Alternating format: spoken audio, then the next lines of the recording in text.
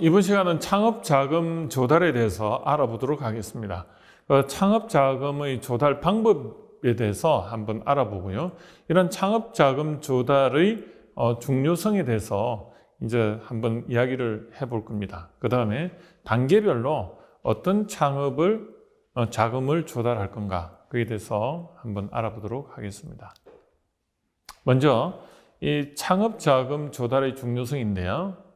이 사업이라는 것은, 즉 창업이라는 것은 단기간에 이루어질 수가 없습니다. 즉 1년 안에 뭔가 아이템을 사업화해서 매출까지 일으키고 어떻게 보면 대박을 일으키겠다는 것은 개인의 그 역량과는 상관없이 환경적인 영향을 많이 받게 됩니다. 그래서 최소한 5년에서 10년은 어떻게 보면 시간을 가지고 시간의 건물을 이렇게 넓게 쳤을 때 거기서 한 번의 아니면 많은 기회가 찾아오게 됩니다. 그래서 이러한 기간을 버텨내기 위해서는 자금적인 부분을 굉장히 준비를 많이 해야 됩니다. 그래서 이 자금이라는 건 결국은 시간의 어떤 건물을 치기 위해서 그 기간을 내가 어떻게 버텨낼 것인가가 굉장히 중요한 어떻게 보면 주제가 될 수가 있습니다. 그래서 1년 안에 성공이 어렵지만 5년 안에는 한 번의 성공이 이제 도달하게 되는데, 이러한 기회를 잡기 위한 과정이 결국은 창업이고요. 그래서 이 리스크를 최소화시키기 위해서 어떻게 할 건가, 이것을 이번 시간에 알아보도록 하겠습니다. 창업 단계별 자금 로드맵을 한번 설명을 드릴 텐데요. 이 1단계에서 5단계까지가 결국은 시제품 개발 단계인데, 이 단계까지 아이디어를 기획해서, 그리고 실제적으로 이제 프로토타입이라는 형태의 한 500만 원을 들여서 한번 기능 테스트를 위한 R&D 시간을 가지고요. 그리고 거기서 기능적으로 어느 정도 가능성이 있을 때 그것을 사업계획서를 잘 만들어서, 즉 사업계획서가 이게 투자를 받기 위한 사업계획서인데, 이걸 우리는 IR용 사업계획서라고 보통 이야기를 합니다. 그러한 IR용 사업계획서를 잘 만들어서 그것을 통해서 어떻게 보면 주변 지인으로부터, 아니면 부모로부터, 아니면 정부로부터 안 갚아도 되는 자본적 투자를 받게 되는데, 그걸 우리는 지원자금이라고 하고요. 또 한 가지는 내가 이 돈을 투자했을 때 다른 사람도 같이 매칭해서 투자를 받는 것을 우리는 출연자금이라고 합니다. 이런 식으로 이 돈은 융자가 아니고 내가 망했을 때, 즉 실패했을 때 안 갚아도 되는 돈의 성격입니다. 이런 걸 통해서 우리는 시제품 개발까지 가는데요. 이 시제품 개발 단계에서는 굉장히 리스크가 있다고 말씀을 드렸습니다. 시장의 반응을 보는데, 이 시제품이라는 것은 하나의 가설이거든요. 우리가 논문에 비유를 하면 연구 모형입니다. 내가 이것을 연구 모형을 어떻게 보면 주변에 아니면 시장에 설문조사를 해보기 전까지는 어떻게 보면 블랙박스라고 보시면 되죠. 내가 예측을 할 수가 없습니다. 그러므로 실제적으로 내가 연구 모형을 설문지 형태로 해서 시장에 한번 알아보기 전까지는 나의 예측과는 전혀 다른 결과가 나올 수도 있기 때문에, 이런 시제품 개발을 통해서 시장의 한번 반응을 알아보는 게 굉장히 중요합니다. 그래서 이것을 우리는 린 스타트업 단계로 볼 수가 있는데요. 이 단계에서는 결국은 이런 지원 자금이나 출연 자금을 가지고 어떻게 보면 접근을 해야 된다는 것이죠. 그리고 만약에 내가 생각대로 안 되면 다시 이렇게 피보팅이라고 하는데, 컨셉을 바꾸어서 아이디어를 바꾸거나 아니면은 프로토타입을 바꿔서 다시 한번 시제품을 버전업을 시켜서 또 시장의 반응을 보고, 이런 단계를 한 5번 했을 때 결국은 성공률이 한 50% 이상이 된다는 게 이 연구 결과에도 나오고 있습니다. 그 다음 단계로 이제 시장에서 그런 확신이 있었을 때, 그 다음에 6단계로 7단계 이렇게 해서 이제 9단계까지 가는데요. 이 단계에서는 5천만 원이 아니고 5억이 듭니다. 즉 인프라 단계, 엔지니어링 단계를 우리는 시설을 구축한다고 표현을 하는데, 이 단계에서는 공장도 지을 수가 있고요. 그리고 소프트웨어 서비스 모델 같은 경우는 서버를 구축을 해야 되고, 또 연구개발자도 필요하고, 그리고 조립 라인 같은 경우는 어떻습니까? 공장에 어떻게 보면 사람도 채용을 해야 되고, 생산 라인을 관리할 분도 필요하고, 이런 것들이 결국은 시설 투자라고 볼 수가 있는데요. 이 시설 투자 단계에서는 이제 시장에 확신이 들었기 때문에 이때는 이제 성공 가능성이 높다고 판단을 하고, 은행이나 아니면 그 외에 다른 곳으로부터 융자 자금을 받게 됩니다.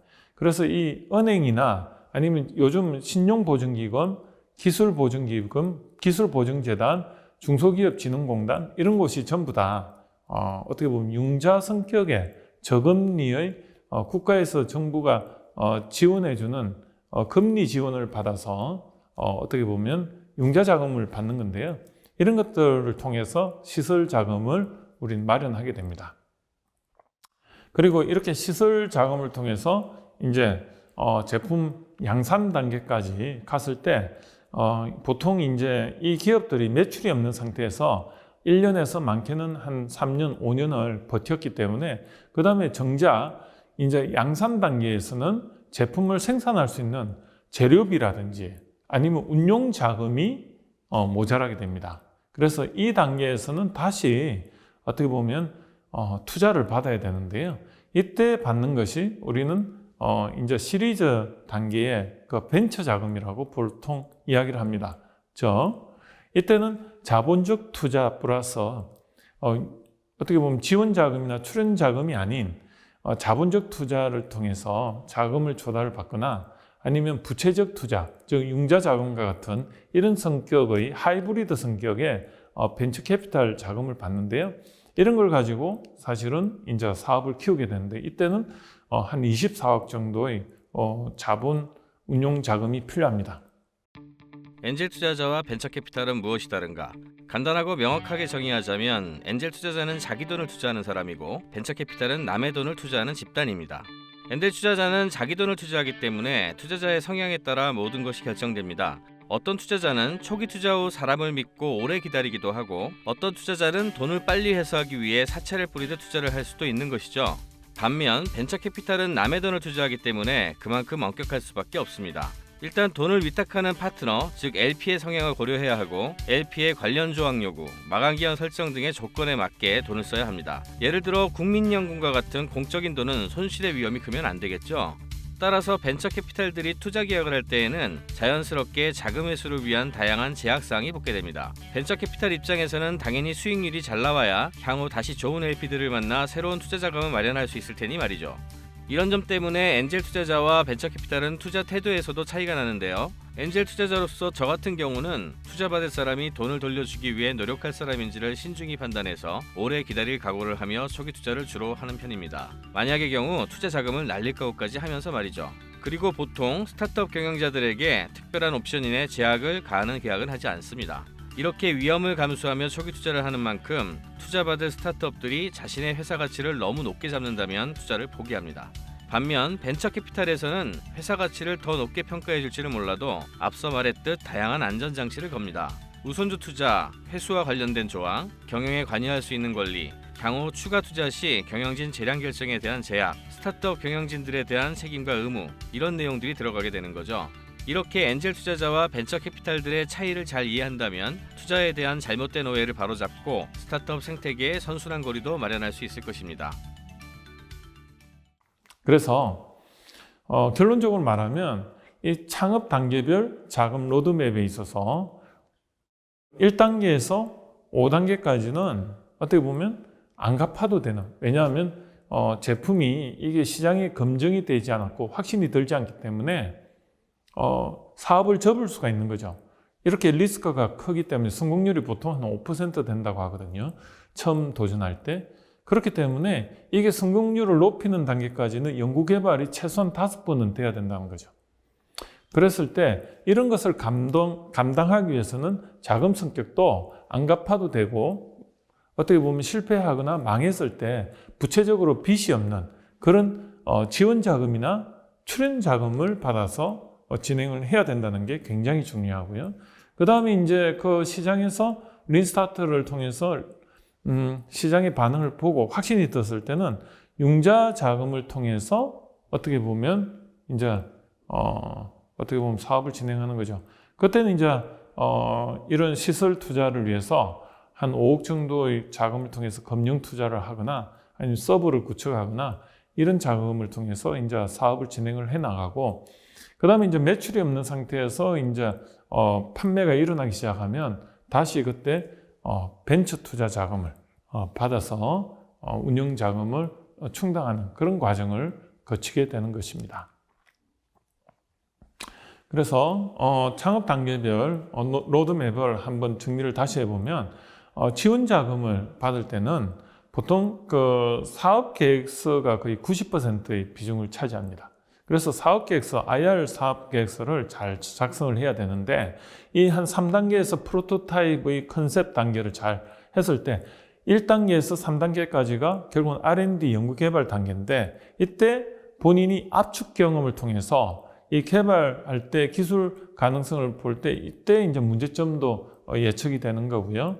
이 제품이 양산까지 갔을 때 어떤 문제점이 있을 건가가 이때 이제 압축 경험을 통해서 모든 게 나옵니다. 이런 것들을 사업계획서에 잘 녹여서 어떻게 보면 이제 사업계획서를 잘 설득력 있게 만들었을 때 그 사업계획서를 통해서 정부로부터 지원을 받을 수도 있고요. 아니면 엔젤 투자자로부터 한 5천만 원의 지원을 받을 수도 있고 아니면 지인으로부터도 받을 수가 있는 것입니다.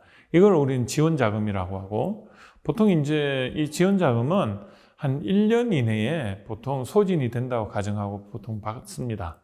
그래서 이런 것들 통해서 시장 반응에 확신이 들었을 때 그 다음에 이제 인프라를 구축하고 하기 위해서는 보통 이제 출연 자금을 또 많이 받거든요.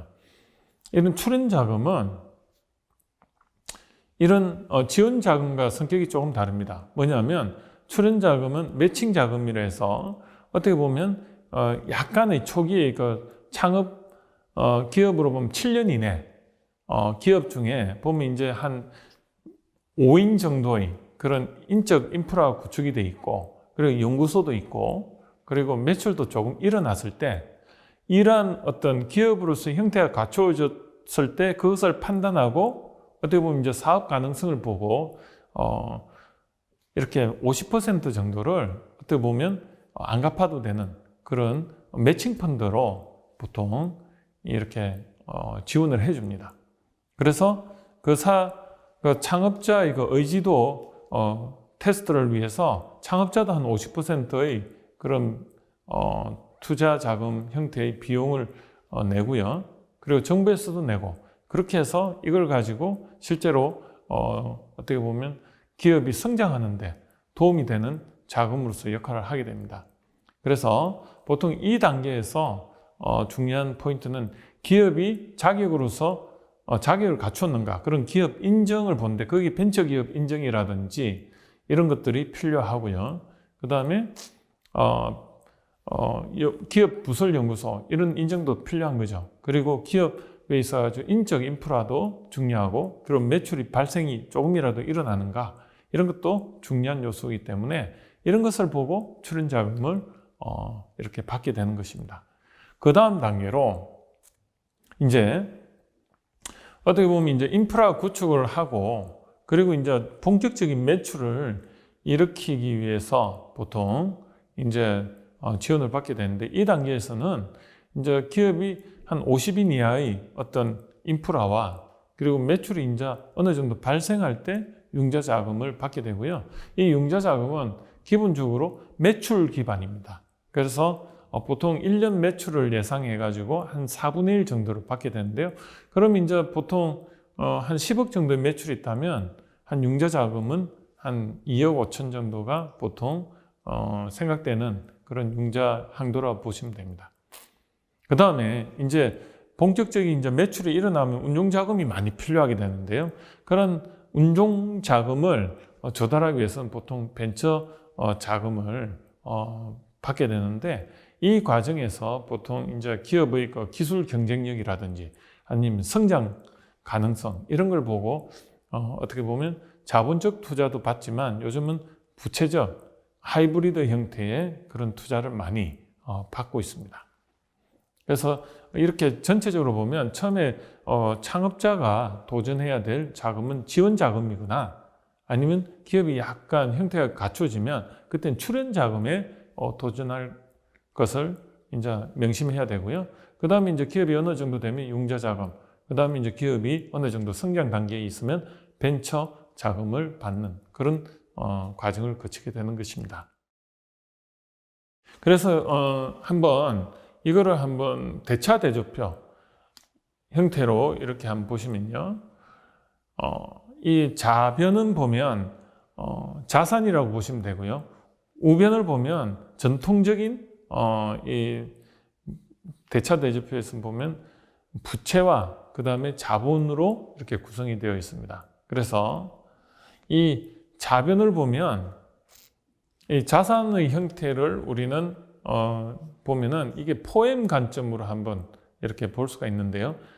사람의 어떻게 보면 이제 투자를 했을 때 그 자산으로서 사람 무형의 자산이 있고 그 사람을 교육을 시키고 그 회사의 어떤 멘탈이라든지 문화라든지 아니면 그 사람의 어떤 태도 이런 걸 그리고 그 사람을 OJT 교육을 통해서 그 레벨에 맞는 어떤 역량을 부여한 기업에서 교육을 많이 시키게 됩니다. 그런 투자된 것도 하나의 그 자산으로 보는 거죠. 그리고 현대 기업에서는 이 무형의 자산이 회사의 모든 것이라고 할 수 있을 정도로 이 사람의 역량이 굉장히 중요한데요. 이것들을 우리는 무형의 투자 자산이라고 볼 수가 있고요. 그 다음에 또 이제 제품을 이렇게 R&D 개발하는 역량이라든지 아니면은 이렇게 제품을 품질을 좋아지게 하는 생산 역량이라든지 고객에 대해서 서비스를 창출하는 역량 이런 기술들을 구현하기 위해서는 건물의 토지, 그 다음에 건물, 기계장치, 그 다음에 산업재산권, 개발 R&D비, 그 다음에 인정 이러한 자산들이 회사에 또 필요하게 되고요. 그 다음에 세 번째가 소유 자산으로서 어떻게 보면 운용 자금이 또 필요한 거고 그 다음에 마지막으로 마케팅 인프라가 굉장히 중요합니다.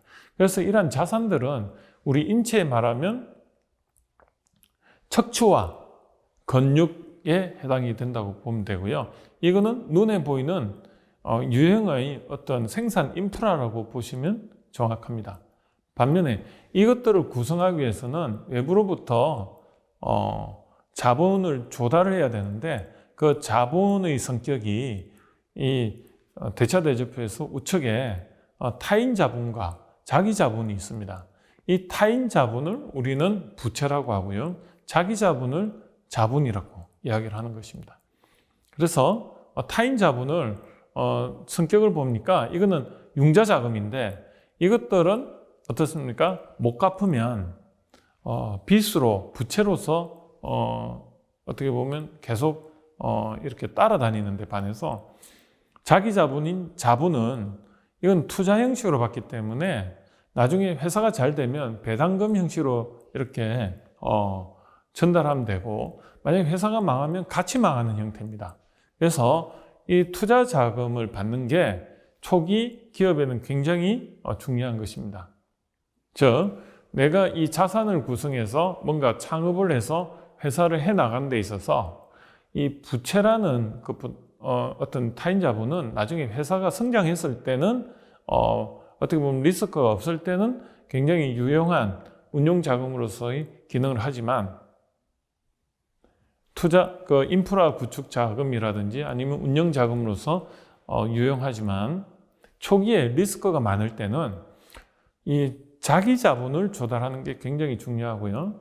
그런데 지금은 제3의 자본이라고 저는 표현을 하는데 안 갚아도 되고 그러면서 자본적으로 투자를 받고 안 갚아도 된다는 의미가 다른 게 아니고 내가 최선을 다해서 뭔가 리스크를 감당하면서 이렇게 시장에 냈는데 시장이 반응이 없다면 이거에 대해서 어떻게 보면 책임을 묻지 않는 자금이라고 보시면 되고요. 그게 이제 엔젤 투자 자금이라든지 정부로부터 받는 엔젤 자금을 보통 지원 자금이라고 보통 이야기를 하고, 그리고 출연 자금도 마찬가지로 그런 매칭 펀드로서 엔젤 자금이라고 보면 되는데요. 이런 정책 자금을 우선적으로 받아서 내 아이디어를 한번 시장의 반응을 보는 게 굉장히 중요한 로드맵이 되겠습니다. 그래서 결론적으로 보면 우리가 이제 피 같은 돈 뭐 이렇게 이야기를 하는데, 이 피 같은 돈의 성격이 우측에서 보면 타인 자본으로서의 피 같은 돈과 자기 자본으로서의 피 같은 돈이 있는데, 이 타인 자본으로서 피 같은 돈을 우리는 지방이라고 보시면 될 것 같고요. 그 다음에 타인 자본으로서 피 같은 돈, 이거는 단백질 성격이라고 보시면 될 것 같습니다. 그래서 이 부채가 없이 회사를 운용하는 것도 중요하지만 우리 인체에도 지방과 단백질, 근육을 형성하는 단백질이 적절하게 있을 때 결국은 우리 인체가 구현이 되듯이 이 부채도요, 하나의 중요한 회사에서 중요한 요소가 됩니다. 그래서 어느 정도의 지방이 있어야지 우리가 또 추위에 또 견디듯이 부채와 자본을 적절히 이렇게 조달을 했을 때 기업이 건전한 어떤 자산 운용이 가능한 것입니다.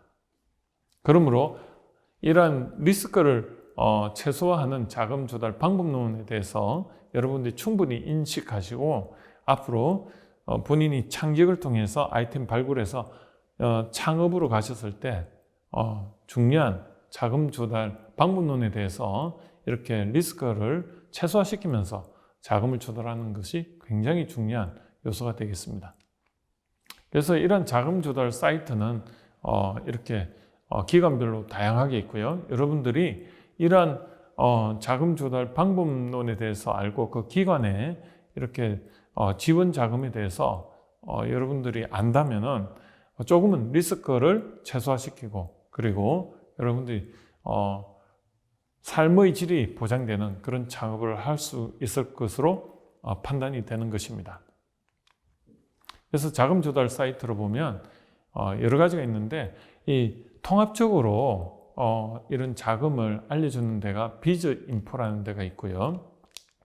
그 다음에 창업 관련해서 여러분들에게 전문적으로 지원해 주는 기관이 창업진흥원이 있습니다. 그리고 정부 출연 자금으로서 산업기술평가관리원이라는 데가 있는데요. 여기서 보통 이렇게 관리를 하고 있으므로 여러분들이 이 사이트에 들어가 보시면 많은 것을 도움을 받을 수가 있을 것입니다. 이것으로 이번에는 그 창업 로드맵 전체에 대해서 이렇게 알아봤고요. 여러분들이 이러한 리스크 관리 측면에서 이렇게 자금 조달을 집행을 하시면 충분히 이렇게 창업에 관련된 일반적인 위험하다 이런 관점이 아닌 안전하게 내 생각을 한번 시장의 반응을 보고 실제적으로 여러분이 100세 시대를 맞이해서 좋은 그런 로드맵을 가지고 한다면 삶의 질이 좋은 그런 창업을 충분히 하실 걸로 예상이 됩니다.